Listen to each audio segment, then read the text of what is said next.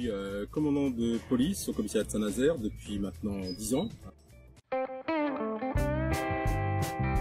Donc sur Saint-Nazaire, on a sur une année civile à peu près entre 400 et 500 vélos qui sont volés. C'est un chiffre particulièrement important.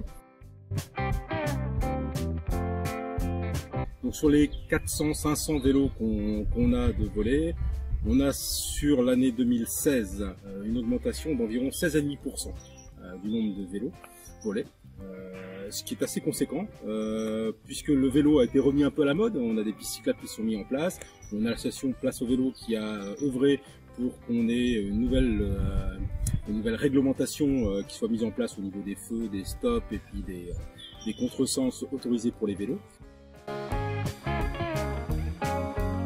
Donc voilà pourquoi je me suis mis en rapport avec l'association pour essayer de faire un marquage des vélos. Donc nous on a un logiciel chez nous qui permet le BICicode, un code qui est donné comme une plaque d'immatriculation qui est donnée au vélo et donc qui permet ensuite, lorsqu'on retrouve un vélo, de pouvoir l'identifier. Donc les vélos qui sont retrouvés, on a un site qui appartient à la préfecture de Loire-Atlantique sur lequel on peut retrouver les vélos, mais ça peut être intéressant pour eux de savoir qu'il y a cette possibilité de retrouver les vélos sur le site.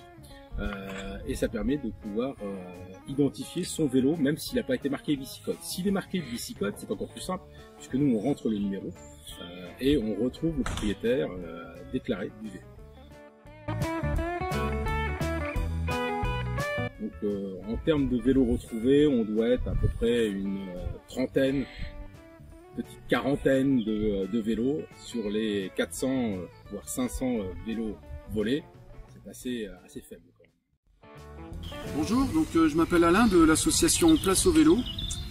Et donc cette association qui a pour but de défendre et de promouvoir l'utilisation du vélo en ville et en agglomération, a à présent l'intention de développer la sensibilisation au vol de vélo. Donc au collège, au lycée, à la plage, les vélos attachés, dans les abris sécurisés, notamment celui de la gare où il y a beaucoup de vols de vélos. Enfin, il y a eu beaucoup de vols de vélos, maintenant il y en a un petit peu moins grâce aux mesures de sécurisation. Donc voilà ce qu'on retrouve. Ça c'est le genre de cadenas qu'il ne faut pas utiliser. Ou alors pour attacher sa selle ou un accessoire comme un panier, parce que ça disparaît aussi pas mal.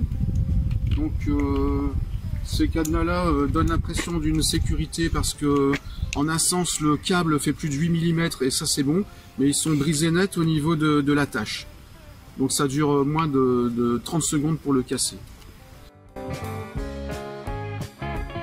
Les cadenas qui assurent une sécurisation optimale sont les U. Donc les U sont livrés avec des attaches qu'on fixe au cadre. Et donc il n'y a aucune gêne, vous attachez votre U au cadre, c'est très pratique. Et ces instruments-là sont très difficiles à briser. Il faut vraiment se promener avec une meuleuse pour les scier. Donc ça, c'est la sécurité maximale que vous pouvez avoir. Donc l'essentiel, c'est d'attacher le U au cadre et d'avoir un deuxième cadenas ou de tout attacher à un point fixe. Il faut absolument attacher le vélo à un point fixe. C'est ce qu'on va expliquer dans l'association avec un petit flyer pour la prévention du vol de vélo. Alors, associé à un bon U, et l'attache du vélo à un point fixe, vous pouvez rajouter le marquage du vélo. Donc le marquage du vélo, votre vélo est gravé à un numéro qui est connu internationalement, enregistré au commissariat de police et enregistré sur le site Fubici. Le gravage Fubici, c'est vraiment ce qu'il y a de mieux à l'heure actuelle.